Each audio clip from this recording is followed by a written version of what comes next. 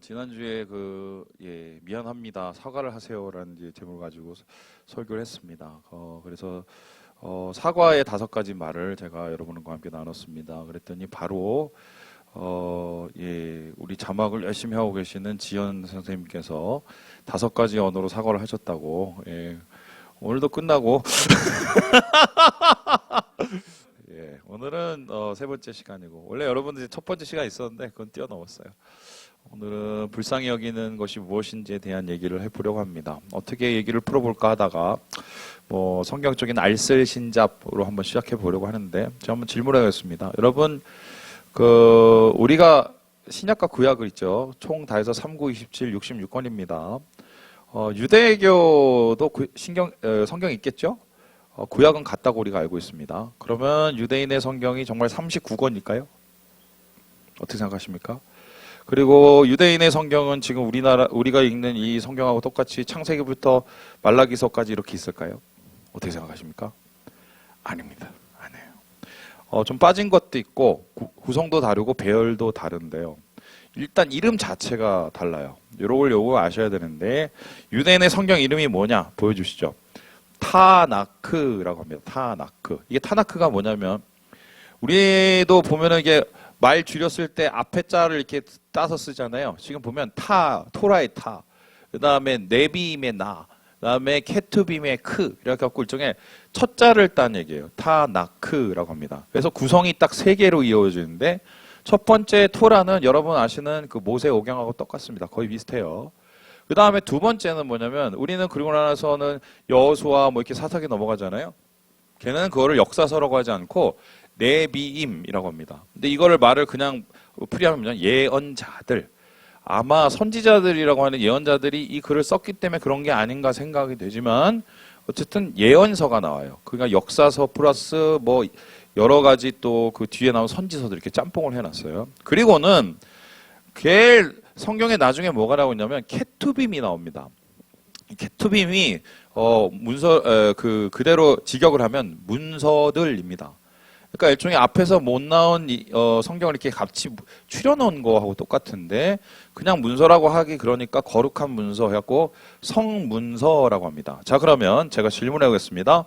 오늘 우리가 읽은 룻기는 토라, 네비임, 케투빔 중에 뭐에 해당이 될까요? 자, 열림이 확률은 33.3%. 자, 뭐야? 맞춰봐. 1번, 2번, 3번. 예언서 땡.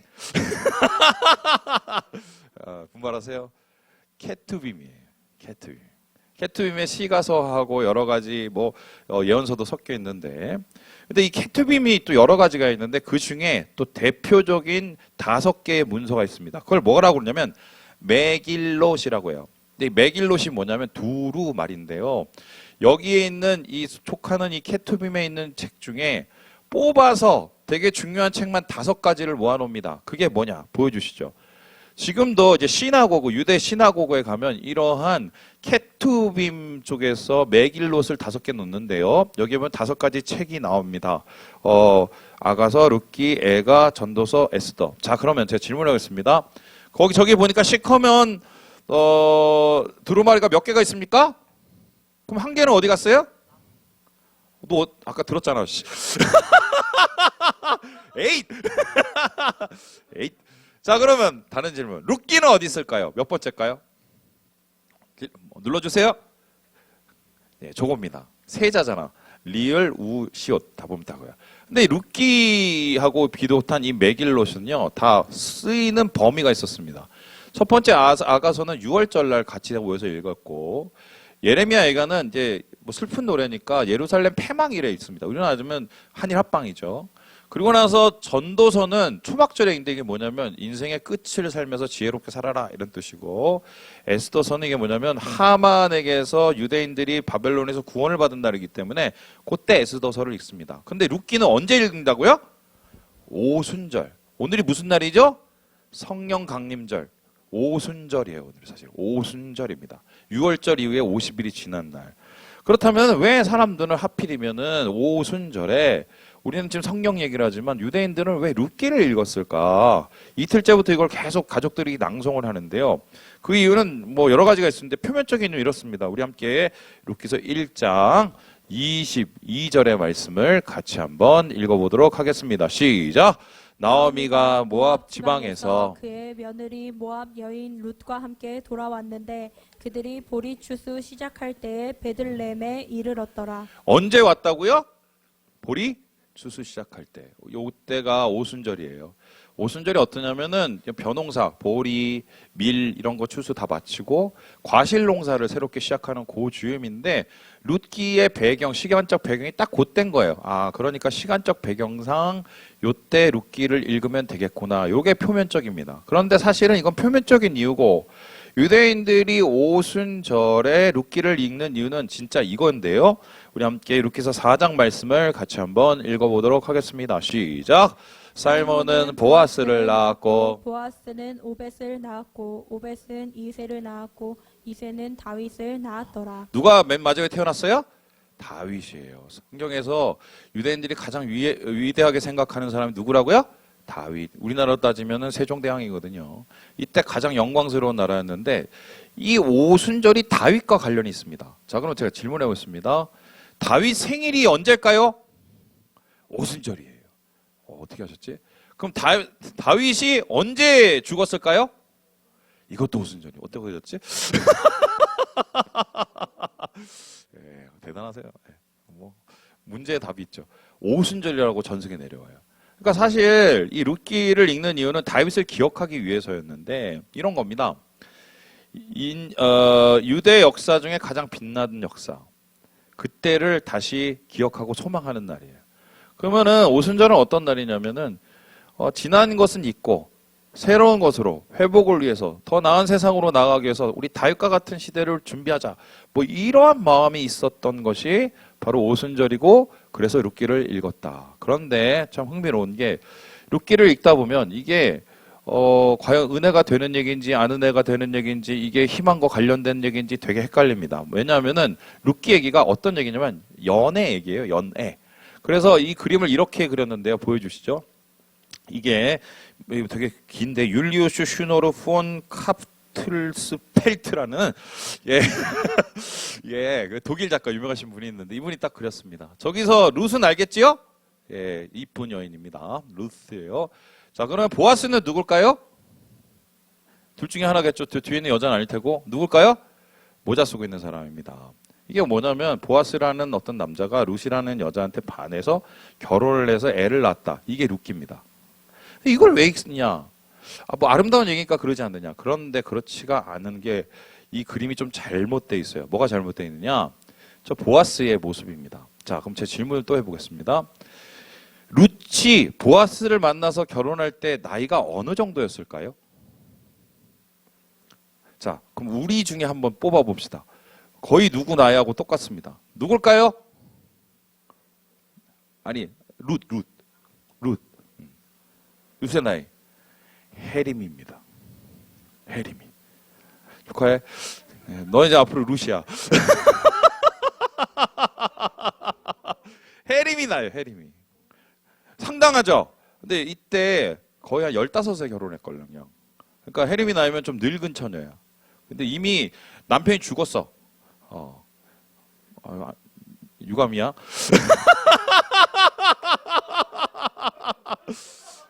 제가 이번에 중국에 갔다 왔는데, 제가 중국 선교보고를 지금 못해요. 왜냐하면 이게 보안상, 그래서 이번에 수요일 날 하려고 그러니까 방송에 안 내보낼 거예요. 그래서 혹시 오시려면 오세요. 오란 얘기예요. 그러면 보아스의 나이가 룻하고 결혼할 때 몇 살이었을까요? 여기 있어. 나야, 나. 그림, 너 잠깐 나와볼래? 나와봐! 박수! 일로 와봐, 일로 와봐. 저 그림을 내가 재현해볼게, 진짜로. 자, 보여줘봐. 저기 보여주세요. 저희 사랑하게 해주세요. 자, 이거야! 이게 원래 맞는 거야. 끔찍하죠?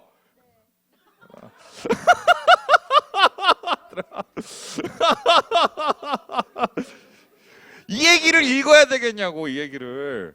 그래서 다른 작가가 이렇게 이걸 표현했는데 보여주시죠. 아마 이들의 만남이 이렇게 됐을 것이다. 룻하고 보아스의 이 계급이 엄청 차이가 났고 할아버지. 그러니까 아마 이런 만남이었을 텐데 이 얘기를 꼭 우리가 읽어야 되냐. 그럼에도 불구하고 사람들이 룻기를 읽어야 되는 이유가 무엇인가?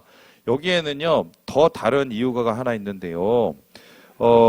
이 룻기에 담겨 있는 숨어 있는 주제가 있어요. 우리 함께 룻기 1장 1절 말씀을 같이 한번 읽어보도록 하겠습니다. 시작. 사사들이 치리하던 때에 그 땅에 흉년이 드니라. 유다 베들레헴의 한 사람이 그의 아내와 두 아들을 데리고 모압 지방에 가서 거류하였는데, 룻기의 처음 시작이 사사기 시대예요. 사사들 시대는 개판의 시대죠. 개판이 그냥 개판만 아니라 영적으로도 개판이 됐고 나라도 개판이고. 그런데 이때 어떤 일이 일어났냐? 뭐가 들었다고요? 흉년까지 들었어요. 먹고 살기도 힘들었던 거죠. 그래서 아들이 2명인 가족이 다른 지방에 다른 나라에 이민 갔어요. 쫄딱 망했어요. 그게 룻기의 처음 시작이에요. 근데 이런 얘기, 망하는 얘기가 어떻게 끝나냐면 4장 15절에 보면 이런 얘기가 나옵니다. 우리 같이 한번 읽어보도록 하겠습니다. 4장 15절입니다. 그냥 넘기면 돼요. 시작. 이는 내 생명의 회복자이며 내 노년의 봉양자라. 곧 너를 사랑하며 7 아들보다 귀한 내 며느리가 낳은 자로다 하니라. 망해갖고 돌아온 나옴이라는 여자가 다시 재생하고 다시 살아나게 돼요. 그래서 너무 기뻐서 하나님 앞에 감사하는 얘기입니다. 그러면 룻기는 뭐냐면 망해가는 나라, 망해가는 가족이 갑자기 어떤 계기를 통해서 전혀 반전, 역전이 일어나는 얘기예요. 살아나는 얘기예요. 그래서 룻기의 가장 주제는 뭐냐면 회복입니다. 어떻게 하면 공동체가 회복이 되나? 어떻게 하면 나라가 회복이 되나? 어떻게 하면은 성도가 회복이 되냐? 어떻게 하면 가족이 회복이 되냐? 그 주제거든요. 그러면 이 주제에 대해서 룻기에서 왜 어떻게 회복이 되느냐? 오늘 말씀에 그 비밀이 담겨 있는데요. 우리 함께 2장 10절의 말씀을 같이 한번 읽어보도록 하겠습니다. 시작. 룻이 엎드려 얼굴을 땅에 대고 절하여 그에게 이르되 나는 이방 여인이거늘 당신이 어찌하여 내게 은혜를 베푸시며 나를 돌보시나이까 하니. 여기서 되게 중요한 단어가 하나 있습니다. 뭔지 맞춰주시고 보실 분? 은혜예요. 이게 뭐냐면 이런 겁니다. 나옴이라는 여자가 늙은 상태에서 왔는데 룻이라는 이방 여자, 우리나라 따지면 캄보디아나 이런 사람들이 찾아온 거죠, 며느리가. 그런데 먹고 살 게 없으니까 이삭을 주스러 갔어요. 그러니까 이제 거의 구걸하러 간 거죠. 근데 보아스라는 사람이 자기 밭에서 이삭 주는 어떤 까무잡잡한 여자가 있는 거야. 저 여자 누구야? 그랬더니 저 모압에서 온 그 룻이라는 여자예요. 그랬더니 모압에서 온 그 여인을 보아스가 안 거예요. 그러면 나한테 데려와봐. 데려왔어요. 그러더니 갑자기 파격적인 제안을 합니다. 맘대로 그냥 원하는 대로 와서 원하는 대로 주워가. 그리고 여기서 물도 맘대로 먹고 그리고 떡도 맘대로 먹어. 그냥 진짜 특급 대우를 해준 거죠. 왜 이렇게 해줬는지 궁금하잖아요. 자기가 지금 가진 것도 없는데. 그래서 룻이 엎드려서 감사를 취하면서 그런 거예요. 저한테 왜 이러세요? 그랬더니 보아스가 뭐라는 줄 아세요? 네가 너희 시어머니한테 한 일을 내가 들었어. 무슨 소리냐면 자기 남편이 죽은 거예요. 그러면은 시어머니하고는 남남이거든. 버리고 가야 돼. 그리고 재가를 하든지 안 했어. 그냥 끝까지 시어머니를 쫓아다니면서 시어머니를 벌어먹인 거예요. 그러니까 여기에 사람들이 듣고 우리보다 더 대단한 사람이 있어 이렇게 생각을 한 거야. 그거를 보고 보아스가 감동을 받아서 은혜를 베푼 거예요. 그러면은 이거를 정리해 보면 룻이 시어머니에게 베푼 그 은혜로운 복량이 보아스의 마음을 감동해서 보아스가 다시 이 가족에게 은혜를 베푼 거예요. 그랬더니 어떻게 돼요? 하나님께서 결국은 이 가정을 축복해 주시는 은혜가 내려온다. 그러면은 회복은 어떻게 일어나냐? 뭘로 회복이 됐어요? 은혜로 된다. 그러면 그 은혜는 무엇 때문에 시작되냐? 여기에 대해서 우리가 알 수 있는 거 하나는 뭐냐면 불쌍히 여기는 마음이에요. 그러니까 결론적으로 공동체는 관계는 어떻게 회복되느냐? 하나님이 주신 은혜로 회복이 되는데 누군가는 어떤 영혼을 향해서 불쌍히 여기는 마음이 있어야 돼. 그 긍휼의 마음을 통해서 하나님이 그 공동체를, 가정을 회복하게 된다. 요 얘기가 룻의 얘기예요. 특별히 이 시대는 정말 약육강식이라 있는 놈이 없는 사람 것까지 다 뺐던 시기에 은혜라는 건 하나도 찾아볼 수 없고 긍휼이라는 것은 하나도 찾아볼 수 없는 시대에 왔는데도 불구하고 이런 일이 일어나게 돼서 하나님이 축복을 해줄 수밖에 없다. 자, 그러면 빨리 넘어가 봅시다. 그럼 긍휼은 도대체 뭘까요? 불쌍히 여긴다는 것은 뭘까? 그냥 나보다 못한 사람을 이렇게 바라보듯이, 예를 들어서 캄보디아 같은 데 가면은 $1 주면 그냥 $2 주고, 이게 긍휼일까요? 성경에서는 여기에 대해서 좀 다른 얘기를 하는데 세 가지로 얘기를 합니다. 우리 같이 한번 첫 번째 읽어보도록 하겠습니다. 시작! 공감. 성경이 말하는 긍휼이라는 것은 공감으로부터 시작된다고 얘기합니다. 우리 함께 마태복음 말씀을 같이 한번 읽어보도록 하겠습니다. 시작!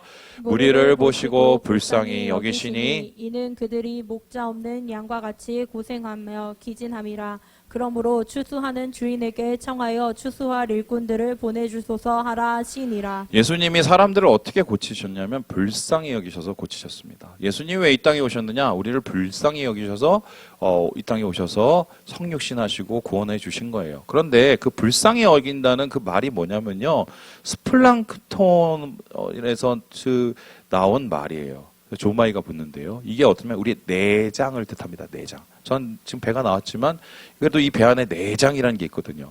그런데 사람들은, 유대인들은 어떻게 생각을 하냐면, 우리가 어떤 감정의 그 영향이 오잖아요. 그럼 우리는 여기가 아프다고 그러잖아요. 마음이 아파. 근데 유대인들은 그 감정이 어디 있다고 생각했는지 아세요? 배에 있다고 생각했습니다. 그래서 누구하고의 관계에서 막 사랑이 끌어올라. 그럼 어떻게 해요? 배가 끌어오르는 거예요. 전 사랑이 많아요. 그리고 누구에게 막 시기와 감정이 오면 배가 막 들어오르는 거예요. 근데 예수님께서 저기 저 사람들을 바라봤을 때 사람들이 목자 없는 양처럼 너무 고생하고 사니까 내장이 꼬이는 거예요. 속이 뒤틀리는 거예요. 그게 공감이고 그게 긍휼이라는 거예요.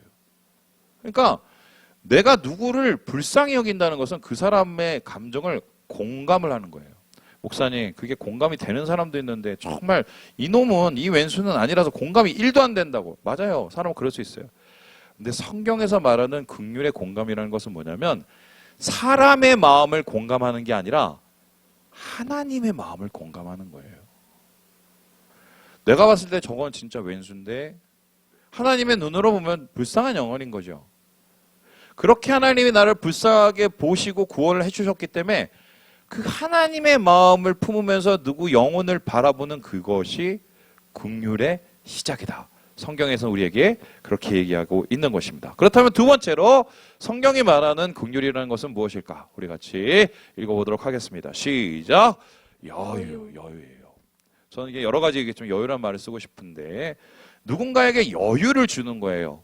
자, 그렇다면 어떤 여유일까요? 우리 사도행전 4장 34절 35절 말씀을 읽어보도록 하겠습니다. 시작!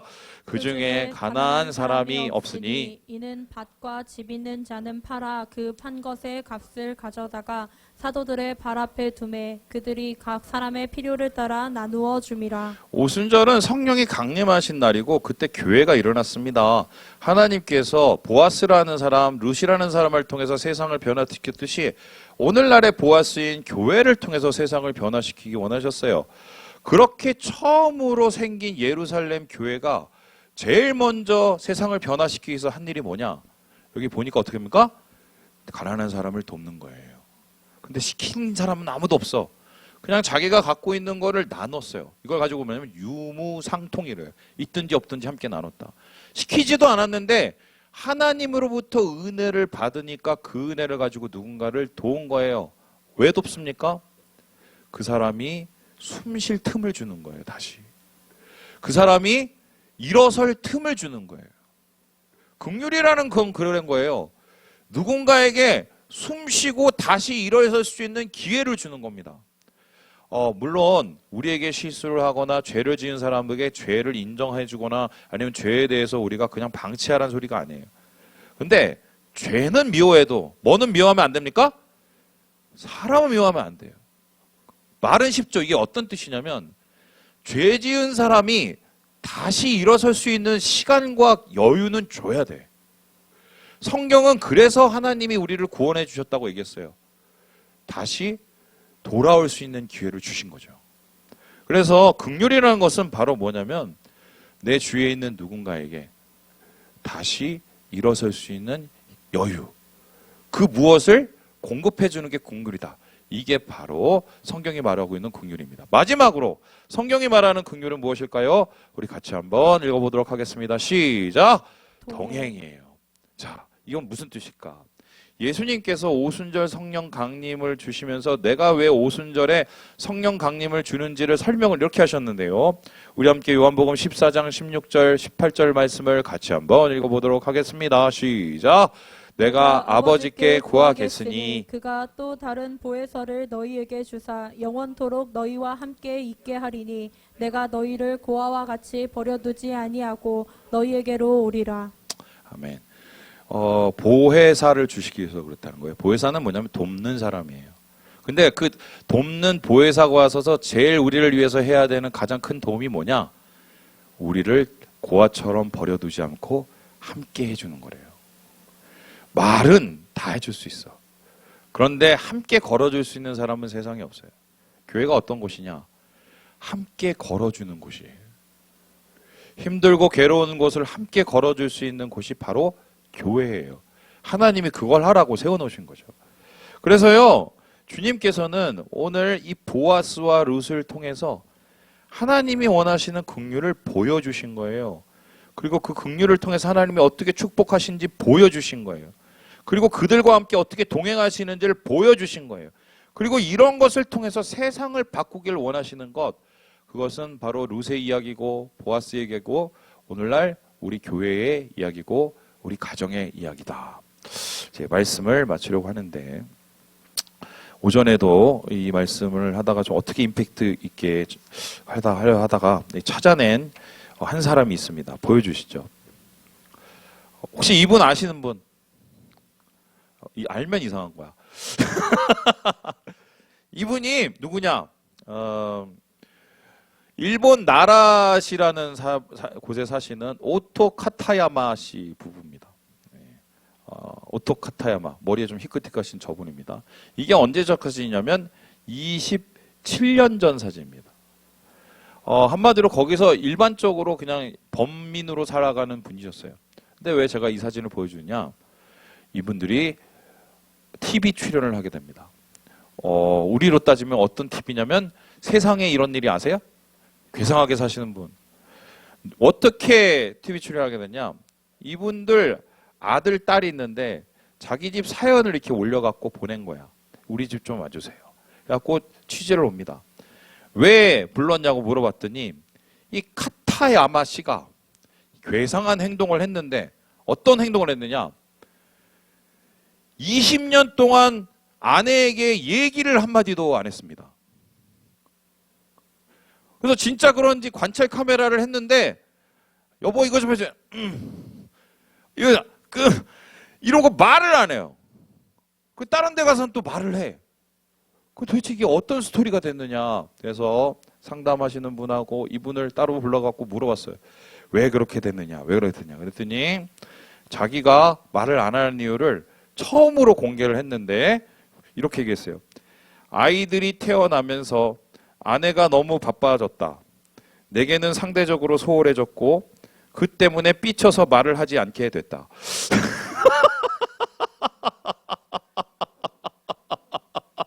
몇 년 동안?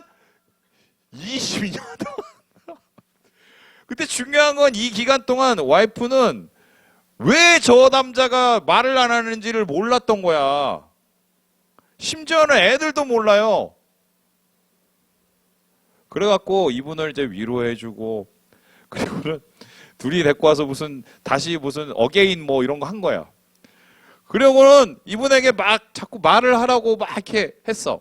그랬더니 오토 카타야마 씨가 제일 먼저 부인에게 20년 만에 말을 꺼냅니다. 뭐라고 그랬게요? 고생했어. 물어봤더니 이렇게 얘기했어요.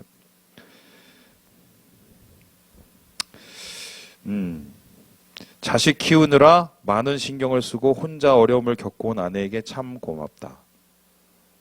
근데 이 영상을 보면 그 다음 반응이 대단한데 그 고생했다는 말을 듣고 이 여자분이 어떻게 했을 것 같아요? 오열을 합니다. 사실 보면 이 두 사람 다 상처받은 사람이고 위로가 필요한 사람들이고 고생하는 사람들이에요. 서로 공감을 하고 서로 긍휼히 여겨줘야 되는 사람들이라고. 근데 어떤 이유에선가 막혀진 그 대화고와 마음의 상함이 여유를 가로막고 공감을 가로막고 동행하는 것을 가로막고 이런 비극이 돼버린 거죠. 예. 할까 말까 해봅시다. 자, 우리 앞뒤로 하든지 두 사람씩 얼굴을 서로 좀 바라봅시다. 자. 너 채연이 형. 채연이 싫어할 거지만. 가. 자, 얼굴을 쳐다보세요. 영재는 뒤에 우리 진숙 누나하고. 야, 넌 저기 네 동생하고 너 되게 중요해. 자, 소혜랑 해. 진아. 오케이. 처음 얘기해봐. 얘기는 해. 나 싸운 줄 알았어.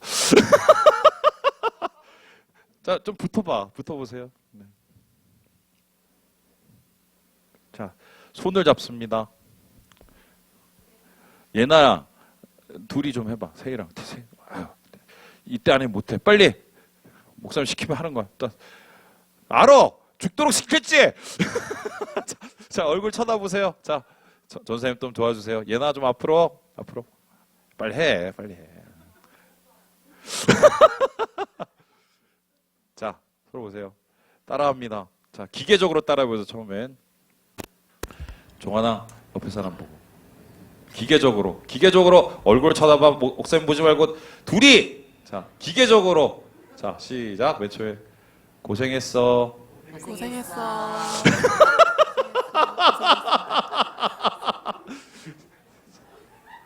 자, 그 다음에 두 번째 행동. 어깨를 쳐줍니다. 어깨. 예나야. 자. 괜찮아.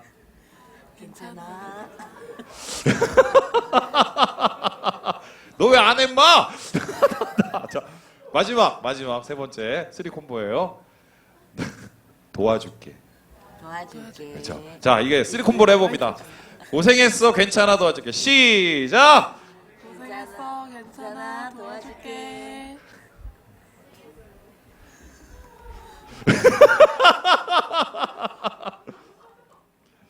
예, 재밌게 끝나네.